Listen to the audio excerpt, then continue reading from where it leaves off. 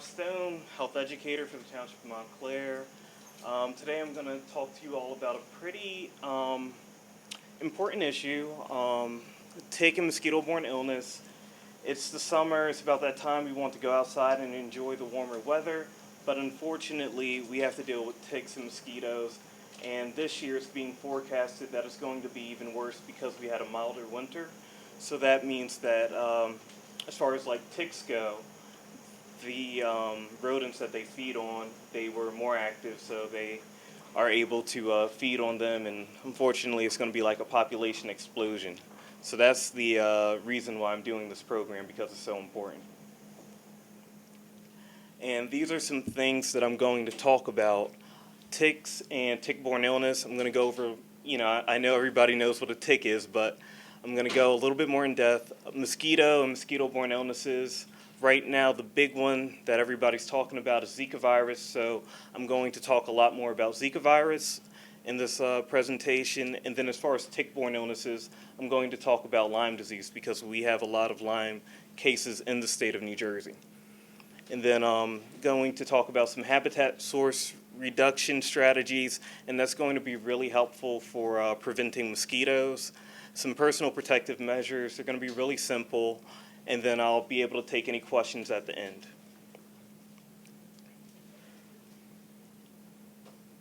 So, ticks. Technically, they're not classified as insects. They are arachnids, so they're more closely related to spiders than anything else. And they are very, very, very small. The nymph, you can see right here I have the life cycle, and the nymph is about the size of a poppy seed. So if you had a bagel and you've seen a poppy seed, that's about as big the nymphs come. So it's important that you recognize that. And then the adults are generally the size of an apple seed. So while bigger than a poppy seed, they're still very small. And they feed on mammals, birds, reptiles, and even amphibians. So they feed on a lot of different hosts. And the issue is that if they are infected with a bacteria or a virus or a parasite, that's when they pose a risk to human health. Because otherwise they would just be a nuisance, but if they feed on, let's say, like a rat that is infected with the bacterium that causes Lyme disease, and then that tick feeds on you, that's how the disease is spread. And so these are the 3 ticks in New Jersey that cause the most concern. So you can see on the left I have the blacklegged tick, and that's also referred to as the deer tick. And again, this is the tick that I'll be focusing on for the purpose of this program, because the deer tick carries Lyme disease. The Lone Star tick is another tick. It carries a few different diseases that I'll go over in a little bit, but not nearly as much of a problem as the black-legged tick. And then the American dog tick, that's another one that causes a lot of problems, and as you can tell by the name, it does tend to feed on dogs. And these are just a list of the tick-borne illnesses that are common or prevalent here in the state of New Jersey. And as I keep saying over and over again, the one that I'm really focusing on is Lyme disease. Although each one is very important, Lyme disease is by far the more prevalent disease here in the state of New Jersey, and it also causes us more concern. Although I will say that that last one, Southern Tick-Associated Rash Illness, that's a new one. That's something that the Lone Star tick is carrying. Lone Star tick. That's something that tick is carrying, and that one is really strange. We never really had this illness in this area before, but that one is actually causing individuals to develop like an allergy to red meat. So these tick-borne illnesses, they're very, very important to recognize. It's important to recognize the dangers of ticks, and each disease can come with its own weird side effects and associated conditions. So it's important to be aware of them. What about statistics like Lyme disease? If you get a tick, 50% chance of getting Lyme disease, 25%, do they have? Okay, I'll cover that in a little bit. You're spot on. That's a good question. But before I get to that, I just want to go over the prevalence again. I really want this to really hit home for everybody. So this is the spread of Lyme disease across the United States. And you can see we are right here, and the whole state is shaded blue, and that means that it's very prevalent in our area. And Connecticut, New York, parts of Pennsylvania, it's really bad. So we are almost like the epicenter for Lyme disease. And then annually, there's about 38,000 cases of Lyme disease reported by the Centers for Disease Control and Prevention. In New Jersey, historically, we always account for 10% or maybe a little bit more of new cases every year. I think this past year, or rather 2015, we accounted for over 4,000 cases. So from that 38, we accounted for 4,000. So something, again, definitely important and something that we need to place more education about. And then the number of reported Lyme disease by county, you can see that here in Essex County, we have 165. So that's still a lot. But I mean, if you look at Morris, Monmouth, and Hunterdon counties, they are getting hit pretty hard by it. So if you know anybody in those areas, you can definitely give them the link to this program so that they're aware of it as well. And then Lyme disease signs and symptoms. So Lyme disease or tick-borne illnesses, this is pretty common. The signs are really going to resemble symptoms of other non-infectious and infectious diseases. So fever, the headache, the fatigue, the muscle and the joint aches, that's pretty common. And then when you start experiencing that rash, the red bullseye rash, that's pretty common. Associated with Lyme disease, that's the telltale indicator right there that you have the disease. Now, it takes a period of time for a tick to transmit Lyme disease, so that tick would have to be on you for a couple of days before the transmission actually occurs.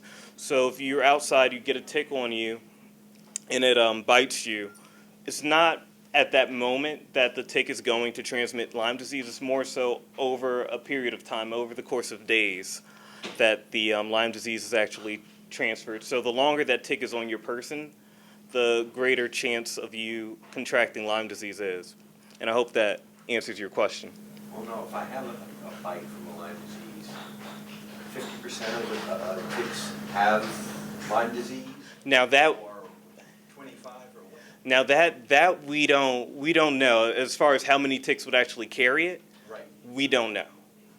There's really no way to tell because that just depends on what we have no idea what those ticks were feeding on before they bit you. So that's why it's important to recognize these signs and symptoms because there's no way for us to really know, unfortunately. How long does that until you get that bullseye?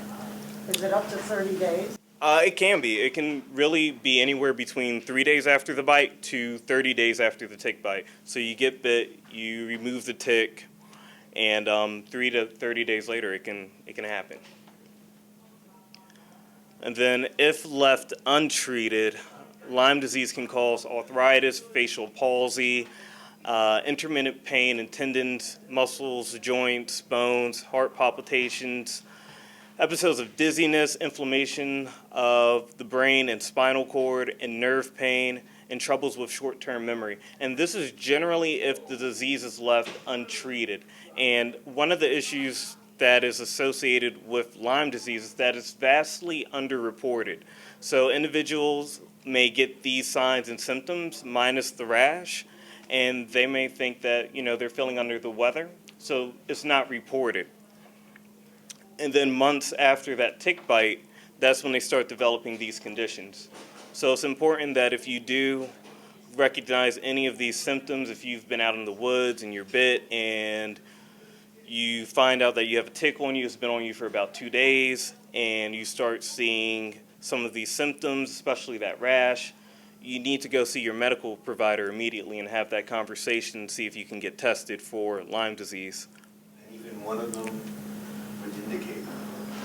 Would you get multiple? One symptom or multiple? Oh, you can get all of them. Can you get one and still have it? You can get one and still have it. That's the thing. If you have that tick on you and you don't remove that tick, like I said, it's all about, as far as Lyme disease goes, how long that tick is on you, because it doesn't transfer that quickly for Lyme disease. It takes a period of time.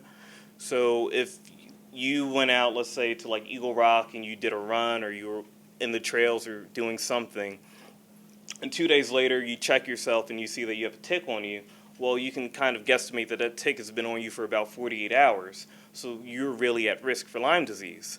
Then you remove the tick using the proper strategies that I show you later on, and you start developing fatigue. Let's just keep it at fatigue. Then I would say, yes, you want to seek your medical provider and get tested for Lyme disease. And again, these are the long-term symptoms that happen later on. And then this is important too, tick removal. This is the other part. Because ideally, if you're out in the woods, you see a tick on you, you want to brush it off, you want to get it off before it attaches to the skin.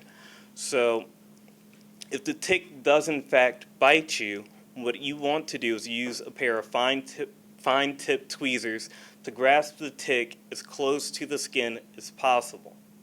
That is very important. You do want to pull upward with steady, even pressure. So imagine the tick is on you, you grasp it, you're pulling up with steady pressure. You want to make sure that you clean that bite area with rubbing alcohol, iodine, or even soap and water. You also, and this is really important as far as like disposal, you want to dispose of that live tick by submersing it in alcohol, placing it in a sealed bag or container, or wrapping it tightly in tape. So if you remove the tick is probably still going to be alive. So if you're home and you have like a Ziploc bag, you could throw the tick in there, pour some alcohol in it, kill the tick, and dispose of it that way. Or if you are not able to submerge it in alcohol, if you wrap it up with tape or do something like that so that it's not able to bite you or anybody else that may be with you. That's very important. And things that you do not want to do, you never want to squeeze or crush a tick with your bare hands. Doing that could force fluid from the tick into your body, putting you at more risk for developing Lyme disease. You never want to twist or jerk the tick. So when you're pulling the tick out, you want to use that steady pressure. But if you're twisting or jerking it, you can cause it to regurgitate some of that fluid into your body, again, putting you at more risk. And this is something else that I hear about occasionally. You never want to burn or cover a tick with Vaseline, nail polish, or any other substance. Doing that, you can cause more harm than what you are intending to do. Again, by doing that, it'll cause that fluid from the tick to go into your body, putting you at more risk for Lyme disease. So I know that there's a lot of folk remedies that involve burning ticks to get them off you or covering them with Vaseline. I've never really heard about the nail polish, but that came up in research. So you never want to do any of that because you'll put yourself at more risk. And then this is just an illustration right here of how it would be. And then you can also see with that picture how embedded that tick is into the skin. And that's why they say you want to grab it as close to the skin as possible to pull it out. So keep that in mind too. And then we're going to talk about preventing tick bites. So the number one thing you can do to avoid tick bites, and it may or may not be possible, would be to avoid wooded and brushy areas with high grass and leaf litter. And the reason for that is because ticks like to hide, and that's generally how they get people. So with my Eagle Rock example, if you're there and there's a trail, the idea is that you want to walk in the center of the trail, because if you're on the edge and there's shrubs or high grass or some sort of dense shrubbery out there, you're really putting yourself at risk by walking across it, and a tick can get on you that way. You also want to use a repellent that contains 20% or more of DEET, picaridin, IR 3535 on exposed skin. And when it comes to kids, you really want to apply it on the children. You don't want the children to apply it on themselves, and you want to avoid their hands, eyes, and mouth. So keep that in mind as well. Another thing that's really important is conducting full-body tick checks when returning from your outdoor recreational activities. So if you were like I said, in Eagle Rock, running, having a nice trail run, you come home, the first thing you should do is really check yourself for ticks using like a full-length mirror, or even having a buddy check you for ticks, because like I said, it can be on you for days, and it's important to catch it as early as possible.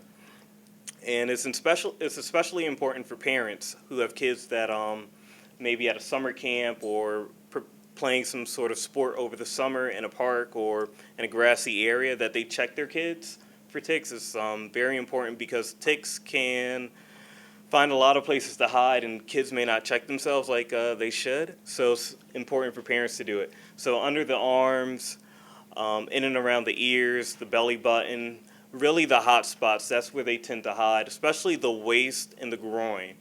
If you're running or if you're doing some outdoor activity, you really need to check there. And even the scalp, especially with kids, because they're out there, they're running, and you really want to check their scalp for ticks depending on what sort of sport they were playing. You also want to examine gear and pets. You don't want ticks to get a free ride into your home.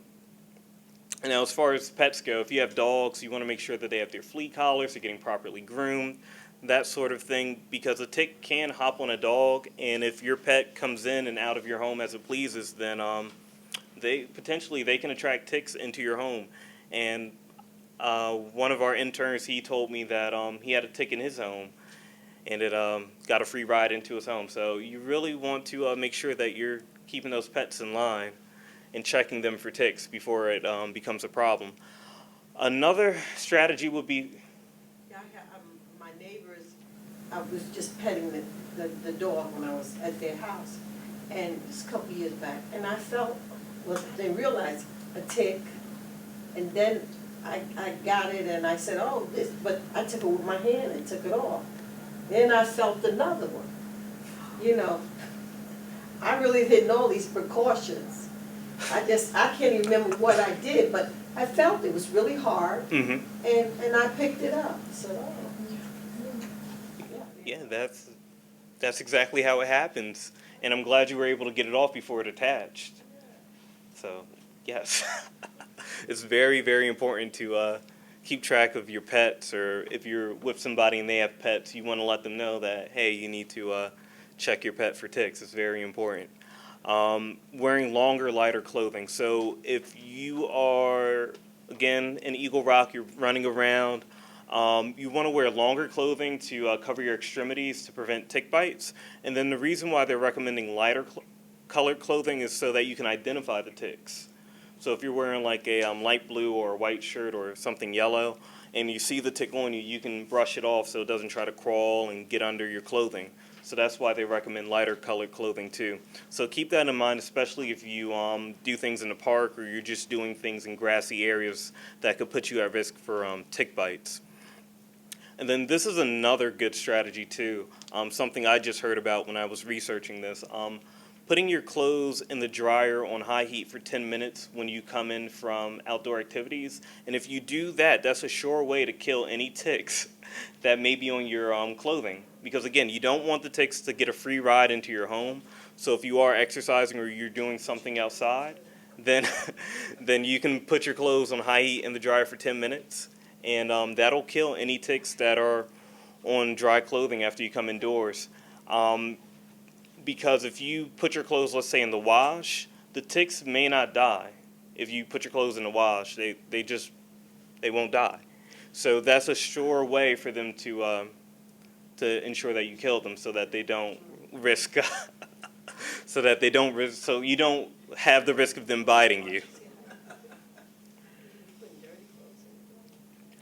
And then as far as preventing tick bites when it comes to like your home, the biggest thing is that you need to make your yard less attractive to ticks, because like I said before, ticks, they love to hide. So mowing the lawn frequently and keeping the leaves raked, that's a great way to minimize your risk. Also, you want to, if you do have wood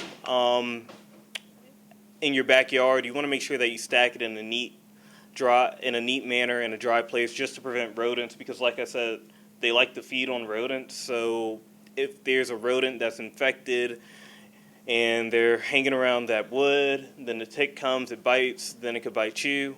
So that's something that we want to mitigate. So that's why we're recommending that you stack the wood neatly in a dry place. Also, playground equipment, decks, and patios, if applicable, you want to move them away from like the edges of your yard and place them like maybe in the center, just in a sunny location. Because if they're like at the edge of your yard, I'm sure you've all seen like the play apparatus stuff for kids, like with the slide and all that stuff. So if you leave that like at the edge of your yard, which I see often, you're gonna risk ticks coming and hiding in there, and then when kids go and play on it, they are at risk for tick bites. And like I said, kids don't tend to check themselves, so if it got to one of those hot spots or the waist or something that you don't see all the time, then you're putting that child at risk for contracting Lyme disease. So that's something that's very important, and if you can do that, it's highly advised that you make that change. And then also removing any old furniture, mattresses, or anything in the yard that can be used as a hiding place for ticks. Very important, because again, ticks like to hide, and if you get rid of their hiding spots, you have to force them to go somewhere else. And then these are some pictures. So the top left, that is just an area with some dense shrubbery, just to give you an idea. If you're there, you're putting yourself at risk. Ideally, you would want to walk in the center of it. It's not looking that great, but you're better off doing that than trying to brush up on the edge. But nonetheless, if you go somewhere like that, you're putting yourself at risk. The bottom on the left, that is leaf litter like in the woods. So I know kids like to play. If they're playing in that, they're really putting themselves at risk. Middle top, that's just, again, some more shrubbery. You're putting yourself at risk. If you're out there like at a park, there's a jazz concert, you decide to put your chair up under that, you're putting yourself at risk.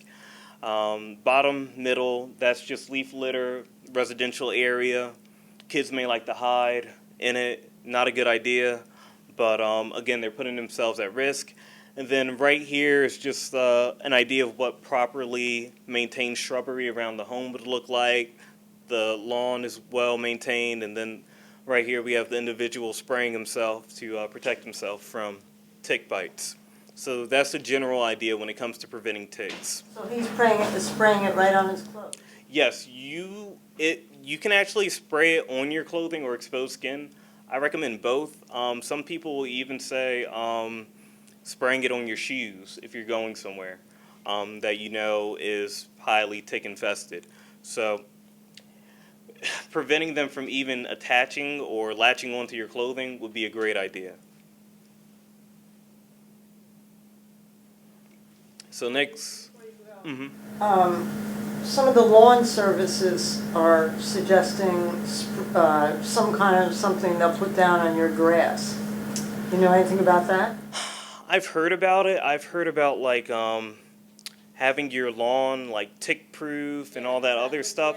But there is really no such thing as a tick-proof lawn or area, because they're going to be there. All you can do is just minimize the risk. And I'm not sure exactly what measures they use to accomplish what they say they're going to accomplish, but it won't be, in fact, 100% tick-proof. That is all I can say. Any other questions? What's the time frame of our concern of that they are really abundant? And what's the longevity? How long do they live? Okay. Like if you had one in the house, how long would it hang around? Okay, that is a really good question. As far as the time frame that you need to be concerned for ticks, May, June, July, August, kind of going into September, just about when the weather kind of cools off, that's when the concern tends to go away. But this is prime time, especially as it gets warmer out. The weather hasn't really leveled off yet, but this is about the time to be worried. And as far as the lifespan of a tick, that believe it or not, I'm not actually sure. They don't have long lifespans. So if it is in the home, you don't see it for a while, and then you may go and you may see a dead tick. So it's not in fact too long. Any other questions?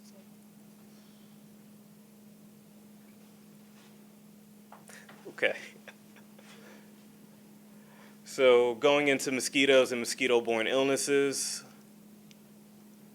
So this is a life cycle of a mosquito. The adult female, she'll find somewhere, well, rather, the adult female, she will go, fly around, bite somebody, get a blood meal for her progeny. She's going to go, find a water source, lay her eggs.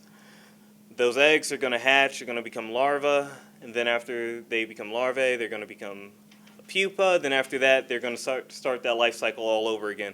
But the one key thing that people tend to forget when it comes to mosquitoes, they require a water source to start their life cycle.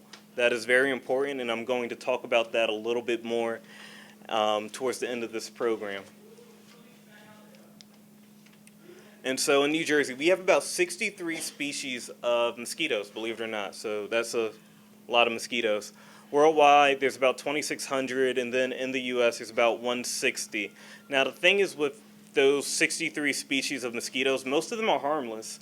Some of them don't even feed on humans because it's really the females that feed on people or any mammals or birds. Most of them will feed on flowers because they need an energy source. So that's one thing to keep in mind when it comes to looking at mosquitoes as a whole.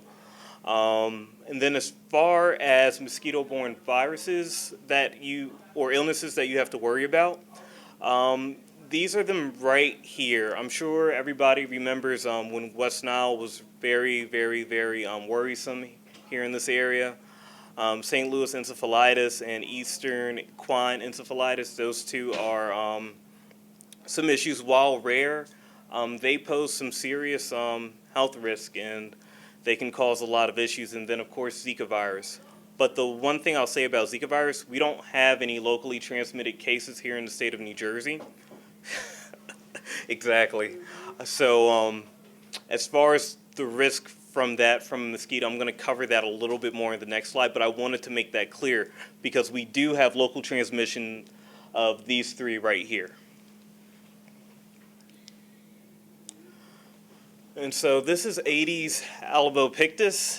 This is the mosquito that spreads dengue, chikungunya, and Zika virus. Now, this mosquito is found in every county in the state of New Jersey, and this one is generally an outdoor mosquito. Some species, they'll follow you into your home. This one, not so much.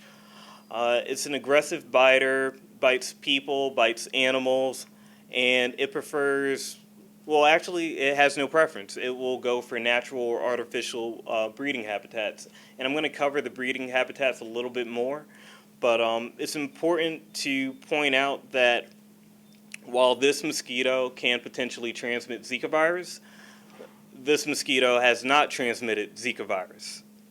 So that's why we don't have any local transmission of Zika virus. This mosquito has not transmitted Zika virus yet, but it has the potential to. So that's the really important thing to point out. And so just like with the ticks, and this is going to be a common thing, the symptoms of mosquito-borne diseases, they tend to resemble other infectious and non-infectious symptoms. But the biggest thing here is that when it comes to mosquito-borne illness, most people have no symptoms. About 1 in 5 people may develop one of these symptoms from a mosquito bite from a mosquito that's carrying one of these diseases. So it's important to recognize that the signs and symptoms, they may not always be a good indicator whether or not you have a mosquito-borne illness. So it's just something to keep in mind. And just going into Zika virus, it's an infection that is usually spread through the bite of an infective Aedes mosquito. So the Aedes that I showed you is the one that's here in New Jersey. The one that's transmitting it in other countries, that's its cousin. Its cousin is not up here, so that's a good thing. Also, when it comes to Zika virus, a lot of concerns are about its serious, the birth defects that are associated with it and the poor pregnancy outcomes in babies of mothers who are infected with the virus. So if a woman is pregnant or is intending to get pregnant, she's bitten by one of these mosquitoes that carries Zika virus, then she is at risk for some serious birth complications, such as microcephaly, where the baby is born with a smaller head.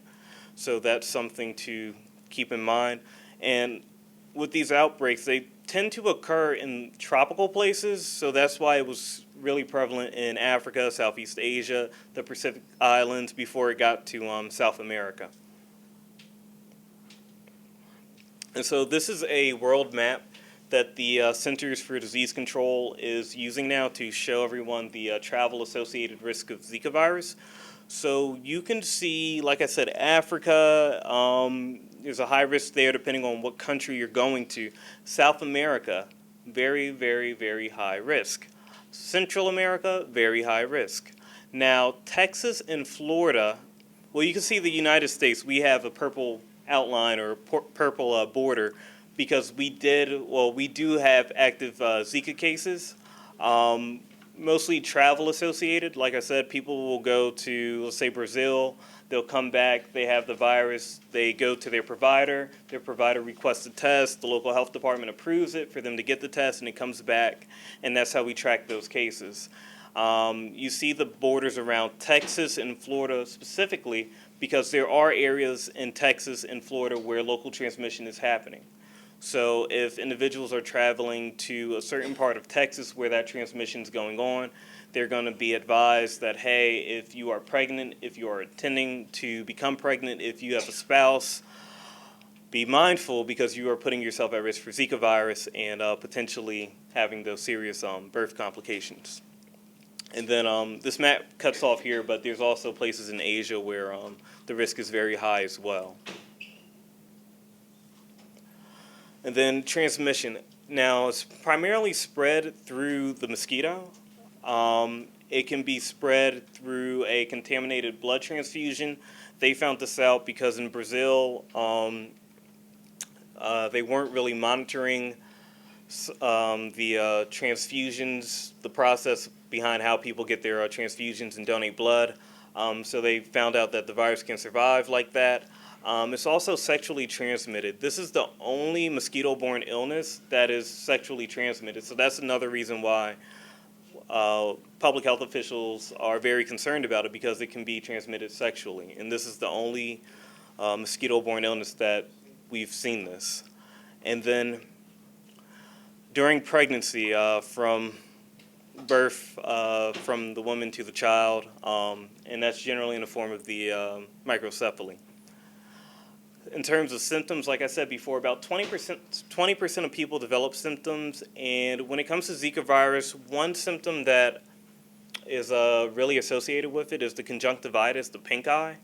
Not a lot of the mosquito-borne illnesses have that. So if somebody gets bit by a mosquito, then about a week later they have pink eye, and they weren't doing anything to really warrant pink eye, then may be the case. So as I just mentioned, the symptoms, they generally show within like 2 days to about a week after the bite, so it's nothing immediately. So that's something to point out. And then hospitalization and deaths from Zika, very, very rare, unless the person is like has a compromised immune system or is dealing with something else. It's very rare that that happens. And then as far as post-travel, when individuals come back from those affected regions, they recommend that you avoid getting mosquito bites for 3 weeks after returning from travel. And I remember when we first started dealing with Zika virus, we would tell people to like stay inside, don't go to work. But that's not the case. You just really want to take extra steps to prevent mosquito bites. So wearing longer clothing, using bug spray, that sort of thing. Then that is very, very helpful to prevent the spread of Zika locally. So that local transmission. So I showed you that one mosquito that could potentially transmit Zika. So if somebody comes back and they don't take those precautions, then this is how we would get local transmission of Zika virus. And this is what they're experiencing in Texas and in Florida. So it's very important that people do that. Then before I go back to post-travel, well, the next part, which is prevention. Another thing that's really important when it comes to travel associated risk with mosquito-borne illness, you want to consult like a medical provider, primarily your doctor, as far as what vaccinations you may need to get, because if you're going somewhere and malaria is an issue, then you want to make sure that you have your proper vaccinations, you're getting your malaria pills. And in other countries, you can get chikungunya, yellow fever, just to name a few. So it's very important that you consult with a medical provider before going abroad.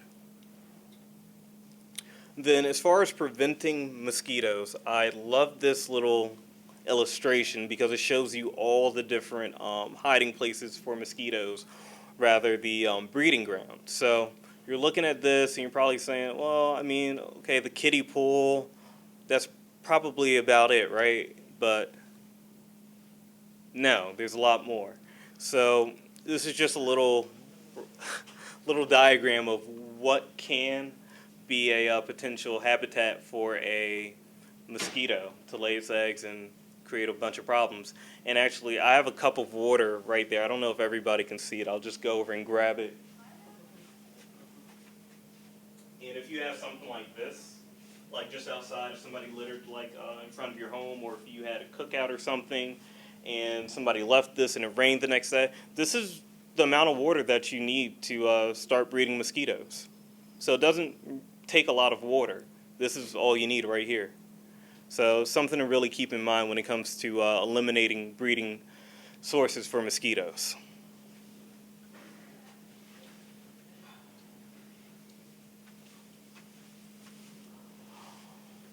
Okay, so the common things are fountains, bird baths, and water gardens, and it's recommended that you replace those weekly. When it comes to tires, you really want to make sure that they're discarded. I think that's the best way, or covered or stacked, but I would say discard them because if it rains, you can create a lot of issues. Plastic and canvas tarps, you'll see that a lot with individuals who have pools and then they cover it when it's not in season anymore, and then the canvas or the whatever material the tarp is made out of, it'll sink after it rains, and that's enough to create a breeding ground for mosquitoes. So if you have neighbors, you want to let them know that. And then also flower pots and garbage, recycling bins, you want to make sure that after a rainstorm that you're putting them inside, dumping them. You want to make sure that they're covered, that sort of thing, just to prevent that rain from getting in there and having that stagnant water. You really want to prevent that. Rain gutters and spouts, you want to make sure that you try to maintain them best you can. If it's either yourself or you contract with somebody to get that done, you really want to make sure you keep those clean and maintained because they can get clogged up, hold water, and that's enough for mosquitoes to breed. And then wheelbarrows, that's another big one. If you have a big one near your home or you just had some work done and the contractor left it out there and it rained, then you're looking at a few hundred mosquitoes just out of that. So you want to make sure that those are like stored or either upside down so that they won't hold water. And believe it or not, if you stick with this, they're generally these tips are generally more economical, more feasible than getting like a outside contractor to come and spray your yard, or it even reduces the risk for the use of pesticides. If people don't like using pesticides around their homes, then you can follow these and you'll be fine for the most part. Another thing when it comes to preventing mosquito bites, I covered it already, but using insect repellent that contains DEET, that's really the best thing you can do.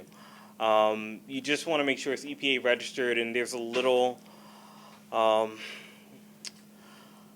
there's like a watermark on it that shows that it's EPA registered, and it'll tell you the duration, how often you need to reapply it. And that's another thing. You want to make sure you're reapplying that bug spray as much as it says you need to reapply it.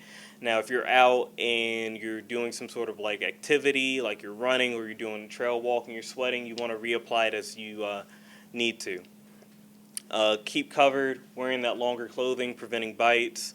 And you don't want to let mosquitoes inside your home. So if you have some sort of like screens. You want to make sure that they're properly maintained so that the mosquitoes aren't coming in. And then you always want to reduce the habitats that mosquitoes can use to breed. And that's just an example of the different insect repellents that you can use besides DEET. The only thing, though, is if you use the oil of lemon eucalyptus, while it is natural, they recommend that you don't apply that to children under 3. So keep in mind and always read the instructions, especially if you're dealing with something other than DEET.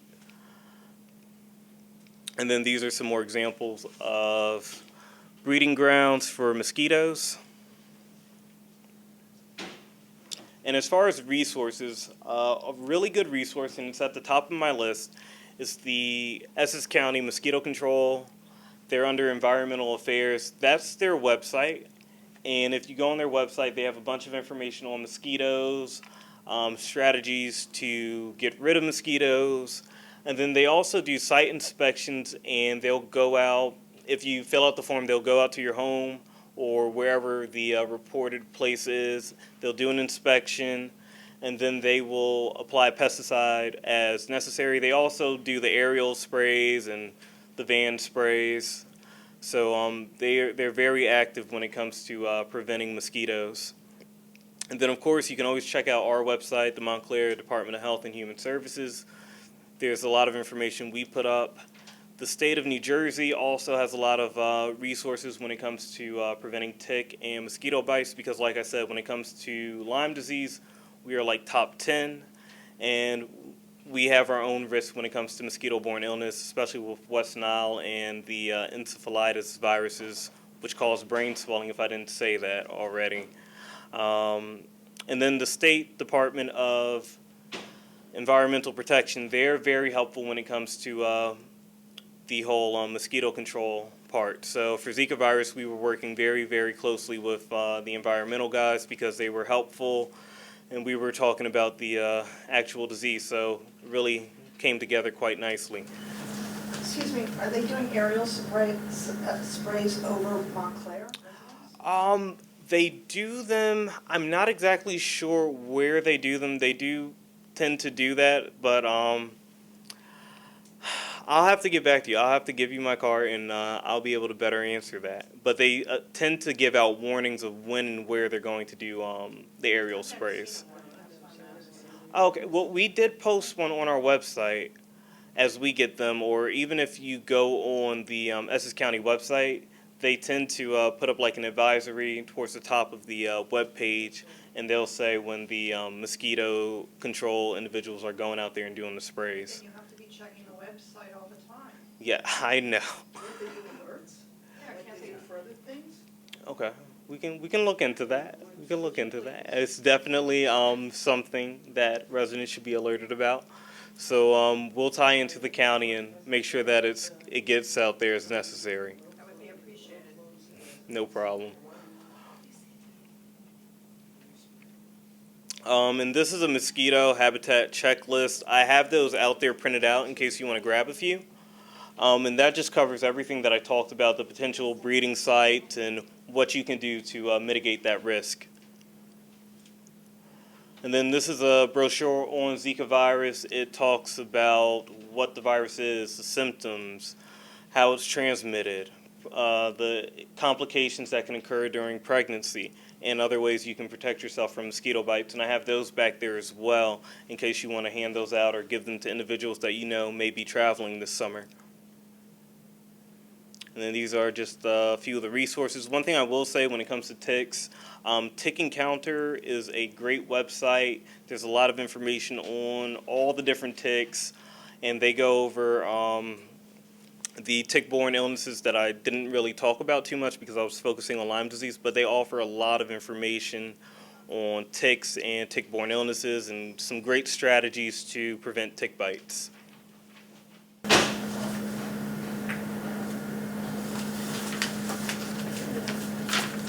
Can ticks or mosquitoes bite through thin clothing? That is a good... I have gotten bites sometimes, and I'm wondering, how did they get there? Well, thin clothing, that is a really good question. Not to my knowledge. To my knowledge, it needs to be skin to skin. And I know ticks and mosquitoes are notorious for getting under your clothing and biting, especially ticks. Yes. Mosquitoes do. Yeah, they do. They do. Did you tell us what to do, or you told us about the tick? What do you do about a mosquito bite?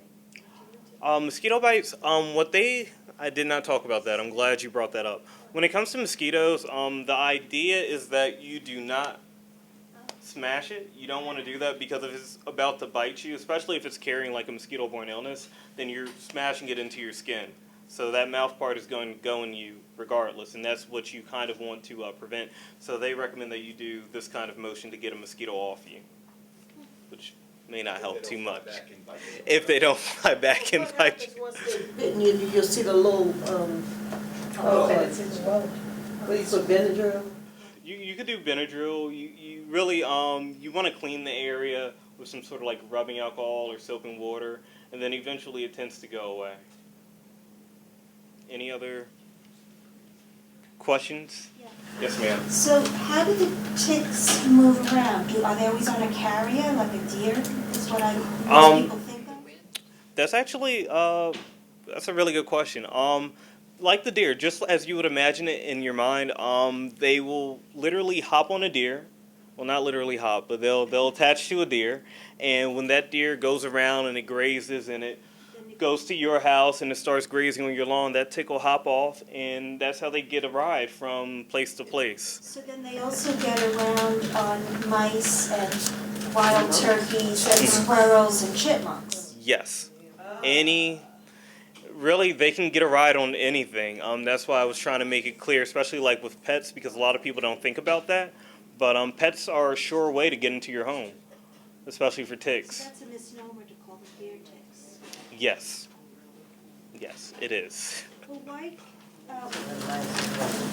don't they, when you get a blood test, why don't they just include that in the, what's it, CDC panel to test for Lyme disease? That is a really good question. I'm trying to think about that right now. Government bureaucracy. Or I guess, can you Well, request it? You can request it, but they really It's not covered? coverage that's up to insurance. I'm not going to talk about that. But as far as if you want to get tested for it, you can. It's not a problem. The issue is that it takes a lot of specialized screening to do it. That's why they don't include it with like everything. So they really want you to do it if you've been at risk, or if you've had that tick on you, or if you're noticing those symptoms.